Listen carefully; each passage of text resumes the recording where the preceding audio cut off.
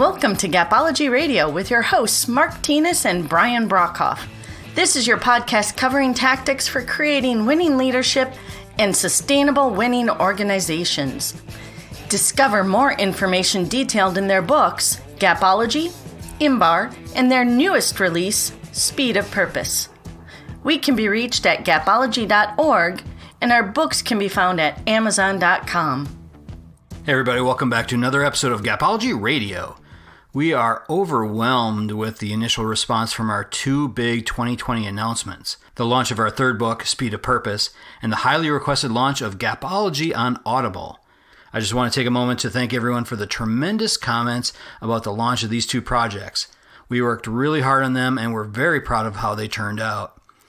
I'd also like to remind you that we are available for virtual workshops, and we can conduct them in segments over Zoom, Skype, or even conference calls. Feel free to visit us at gapology.org or send an email to contact@gapology.org for more information. But today we're continuing our conversation on Speed of Purpose. Let's go ahead and give Mark Tinas a call and see what he's up to.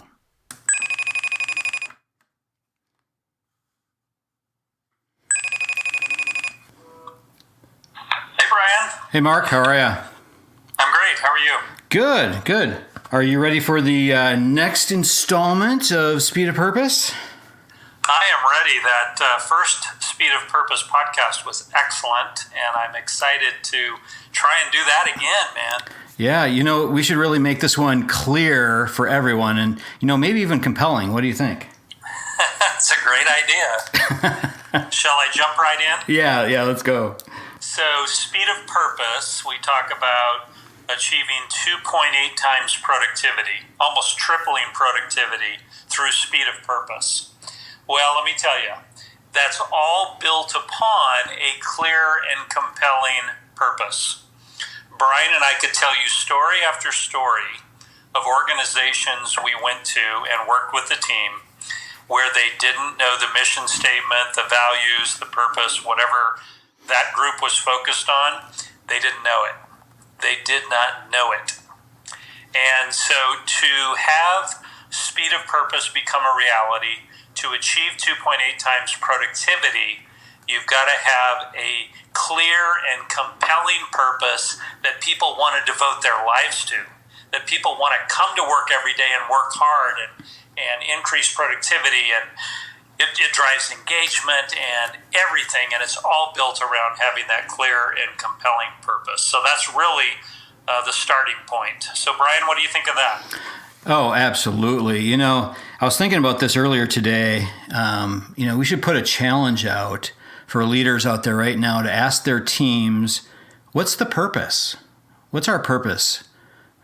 Just go around person by person, kind of like our index card exercise that we've talked about several times. It's a great tactic. That's a great idea. Yeah, it'd be interesting to hear if anyone really aligns with what you as the leader consider to be the purpose.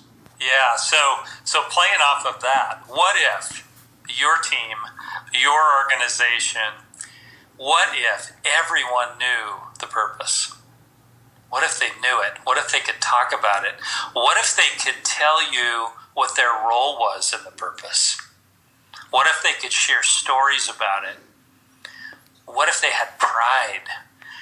Just picture that in an organization and the difference in productivity versus another organization. And that's where Speed of Purpose comes from. 2.8 times productivity or greater is a reality, becomes a reality when the purpose is known by all, when it's embraced by all. So it becomes their reason for being. What are your thoughts on that? Yeah, if you think about it, down to the last person on the team, just imagine if they can really see how their role connects to the purpose. We're talking every single role from the CEO to, salespeople, to the marketing team, to the janitor, any of those people that are on your payroll, do they see how they connect to the purpose? Yeah, so that's it. So you're probably all out there wondering, okay, how do I create this clear and compelling purpose? So if you're taking notes, I'm going to give you some step-by-step examples of how to go after creating or coming up with a clear and compelling purpose. So we developed a storyboard that we believe if you simply step back and examine your organization, your team currently, you can actually find your purpose in what you're doing now. So let me walk you through these steps. The first one is we are.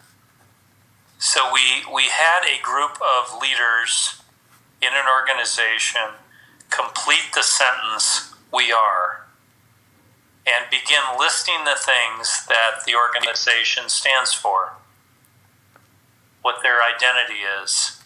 It was quite interesting because they started coming up with things that were significant, but they weren't using them.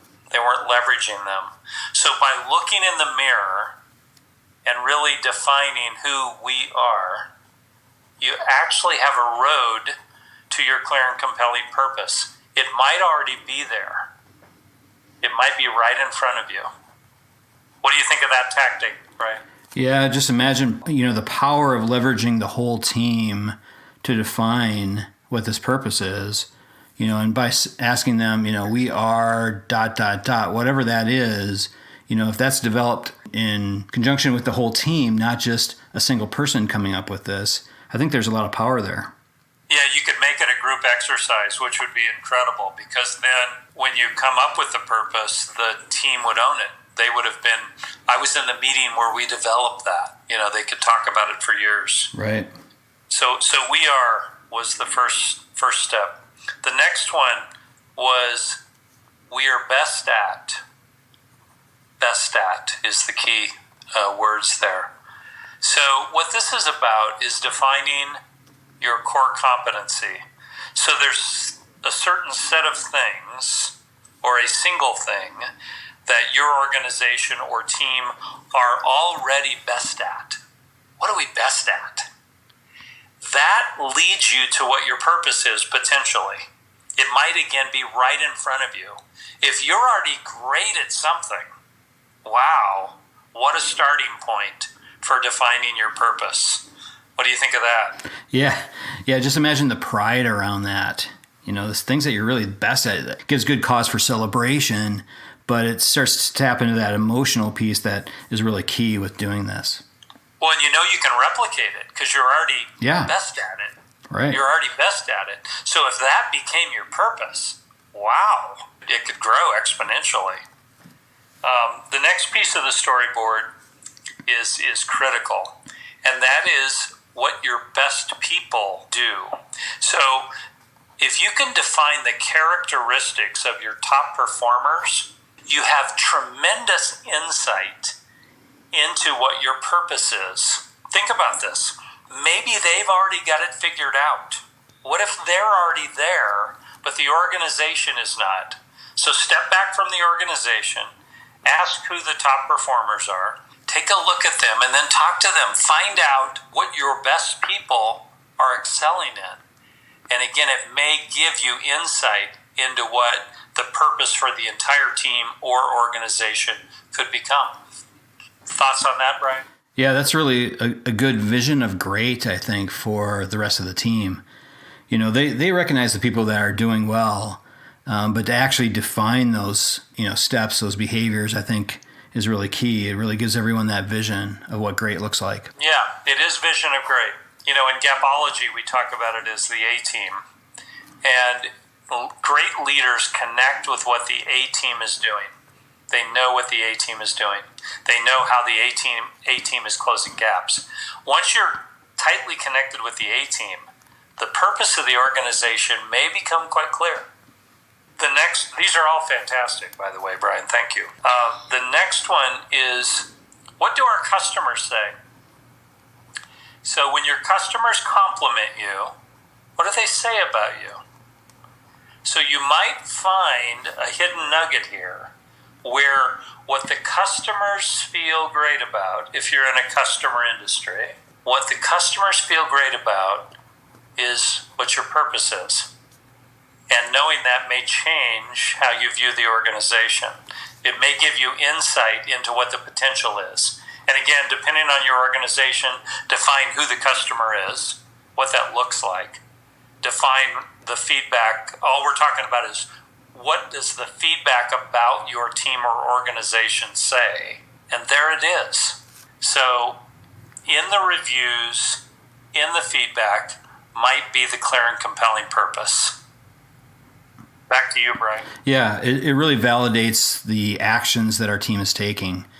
So often I think we just are working and we don't always see that end result, but defining what the customers are actually saying, getting that feedback, I think that really helps people to get connected to the purpose because they actually see the result of their actions. Yeah. No, that's excellent. There's two more here, and these are big. The next one is something most organizations and teams don't look at, and that is what our competitors are best at. So whoever you compete against, shop them, spend time with them, call and talk to them, talk to their people, figure out what they're best at. Talk to their customers. What are they best at? That gives you incredible insight into the marketplace and what your purpose could be. Maybe you need a shift. What are they best at? It's an incredible comparison looking at yourself and seeing what you're best at. You need to know the difference between the two. Your clear and compelling purpose could be what the competitor's doing. You might be able to do it better than they do it, but you have to go after it. So let go of the pride, find out what the competitors are best at, know it, figure it out. It's a big deal. Brian, thoughts on that? Yeah, I think it keeps things real.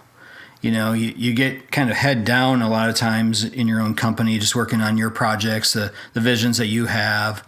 But if you have a strong purpose and you start to look at what your competitors are doing, good, bad, or indifferent, whatever they're doing, I think you can learn from that. You can start to see, performance gaps there. You can see, the things that are the good opportunities for you to, work off of, build off of. But keeping the purpose in mind, I think helps to really funnel those, observations, the things that you see. Yeah, no, that's excellent. All right, the last one to look at, and there's a lot of these because creating a clear and compelling purpose is a big deal. And you may want to combine all of these in order to find your clear and compelling purpose. I would tell you up front, right here, that most organizations have not yet defined their clear and compelling purpose. Those that have excelled. So the last one is our future, and sort of fill in the blanks. So if you looked off into the future for the team or the organization, what would it look like? What are you thinking about for the future? So you may be able to define a clear and compelling purpose of the future that others don't have, that no one else has thought of. It may be right there. It may be what you're aspiring to. That may become the purpose. Imagine the energy you could create in the organization by tying the purpose to your future. It's of great significance. Brian? Yeah, it's aspirational. It gives people a kind of an end in mind, a vision for what they're working hard for. It gives them something to strive for. So I love that. The future is what we're really striving for. It's what we're working hard for. Yeah, it's where we're going, one way or the other. Yeah, for sure. So we might as well be great when we go there. Yep, and it needs to have meaning. It's not it's not just a dollar sign. It's what is the purpose behind it? Yeah. So two other tactics I want to give you. So Brian mentioned the purpose surveys. It's interesting. If you survey your team and ask them what your purpose is, there may be somebody in the room that gets it. They may write down something. Again, picture an index card handed to everyone. Write down our purpose. There may be somebody in the room that writes down something that no one else writes down that truly defines the purpose. It's an interesting exercise. It's an evaluation of leadership. It's humbling. You may not have written down on those cards what you expected. If everybody writes down the same thing, you probably have your purpose, but that doesn't happen in most organizations. But in either case, conducting a purpose survey without the team knowing that it's coming is an excellent exercise. Primarily to get you prepared to help develop a clear and compelling purpose. It's humbling. It is humbling. The other tactic, though, that we know that works, and it works immediately, is to go spend time with the top performers in your team or organization and find out what they're already doing and find out what they think the purpose is. They may have already solved the puzzle. They may already have the purpose that the entire organization or team needs to have. They are likely ahead of the curve. We've seen this over and over again. We write about it in Speed of Purpose, where the top performing team, although it may be a plane flight away, has already got it figured out. And if you simply then implement their purpose and then their tactics to achieve it, it explodes the organization. If you want to call us, we can give you examples of this. It's very real. So those two tactics, survey the team, sounds simple, no big deal. There might be a gem in there. And then to really examine top performers and what they're doing, what their customers feel. Go spend a week with them. Go find out. Get a feel for it. It's life-changing. So we've lived in this world over and over again, and we can assure you that the top performers are much more connected with the clear and compelling purpose of the organization than often the leaders are. Maybe humbling? That's okay. All that matters is what happens 10 years from now, 20 years from now. Can the clear and compelling purpose that you develop, that you come away with, be long-lasting? Brian, thoughts on that? And then I've got one other thing. Yeah, when you started talking there, I wrote down the word stay humble, and then you revisited that. I think that's so key. I asked the CEO what the purpose was. I asked him one time, and it was really unclear. It was, dollars, driving a profit for the company and those kinds of things. And sure, that's the goal of the organization, but he really didn't know the purpose, and it was really hard, to have that conversation. It was a tough conversation. And going into those things with a humble spirit, I think, is really crucial for you to be open to hearing what you need to hear, learning what you need to hear. That would be my advice with that, for sure. Yeah, so humility is something that each of us would need to have as we develop the clear and compelling purpose of our organization. Arrogance would lead us in the wrong direction. Right. Yep. And we may have the wrong purpose today, or we may have a purpose that the team really doesn't know, or, a series of other possibilities. Humility is key. Yep. Humility is key. Let's just go through some examples here of what we found in our research. And I can tell you, Brian and I benefited so much from our time spent in developing the background of Speed of Purpose and doing the measurements and all of that. And I'm going to give you, this is a big deal, so you may want to write some of this down as well. These are just some of the things that we found that you may want to know. So we learned early on that Disney's purpose was create happiness, and that they excelled at that, and that it's been alive now for 70 years since they installed that, and that it's very evident in the organization, and they really work on that. But we wanted to give you some other examples. We found a health insurance company that has a purpose of improving people's lives.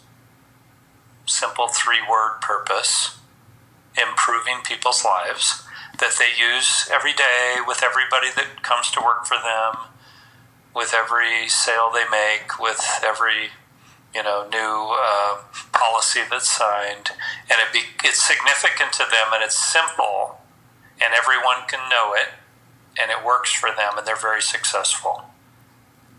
We found a transportation company that said that their purpose is helping the world keep promises.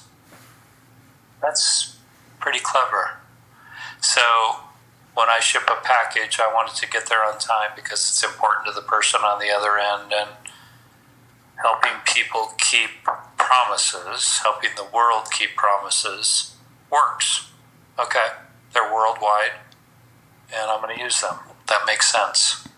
We found a team within an incredibly successful organization, a team within that organization that was outperforming the organization, who had defined their purpose as making dreams come true.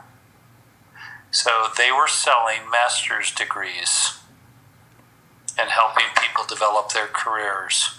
And that team defined their purpose as making dreams come true. Very significant. Likely that the entire organization needs to adopt that purpose. So has that organization looked at the top performing teams to find out what they're doing? Interesting. So that is a team leading the organization, which is already successful, forward. We found a dental company, dental services, with a simple purpose of healthy patients, happier patients. So they help their team connect with the simplicity of dental work helps people be healthy, and that makes them happier. And they're very successful. It works for them. And Brian and I run an organization where we help leaders achieve their ultimate potential. That's worked for us. And we have now helped thousands of leaders achieve their ultimate potential. And every day we get feedback on that, and we feel very gratified by that. But we can't underestimate the speed of purpose, which has a foundation of a clear and compelling purpose. Brian, I'll let you close it out. Yeah, I love all that, Mark.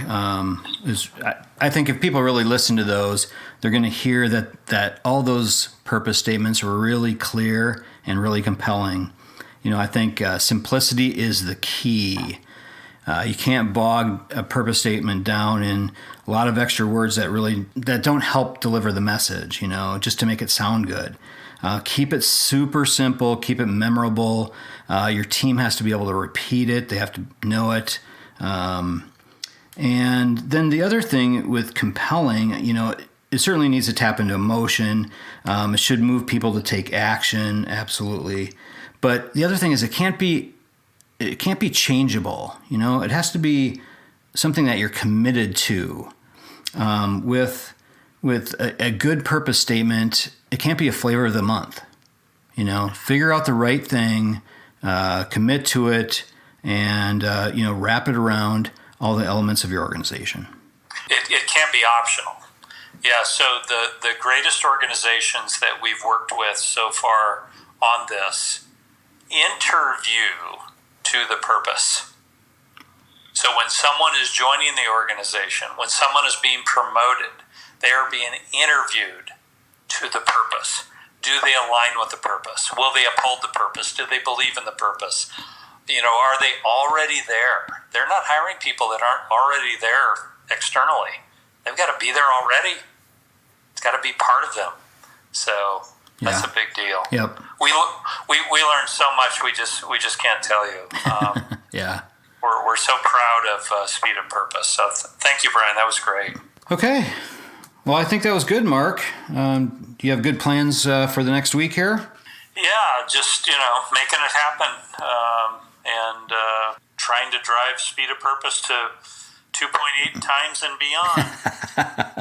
Yep, it's a daily focus for sure. And I've been listening to Gapology on Audible. It is incredible.